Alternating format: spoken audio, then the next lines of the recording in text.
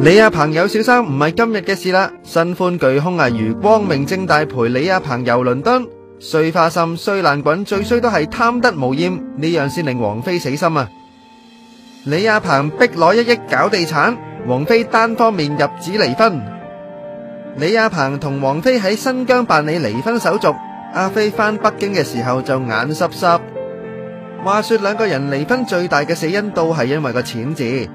李亞鵬喺09年搞製作公司同埋夜店嘅時候，已經蝕咗阿菲半億身家。2年之前，佢又趁王菲復出賺咗2億，逼阿菲拎1億出嚟搞地產。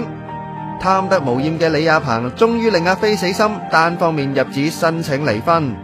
李亞鵬冇咗呢條大水喉，怕唔怕？搵個咪得咯。你睇佢離完婚返北京笑晒就知啦。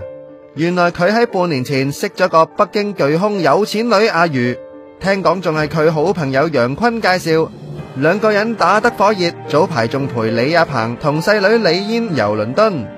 兩公婆喺2年前已經名存實亡噶啦，但係就仲要喺嫣然天使基金嘅活動上面扮假面夫妻。5月嘅活動上面，兩個人仲分開台坐，當時李嫣同李亞鵬坐，後來仲自己走去揾阿媽添，趕走咗個掠水老公。阿菲反而同前男友謝霆鋒 keep 翻聯絡，兩個人都經歷過離婚，嘴型更加啱 key，繼續做好朋友啊！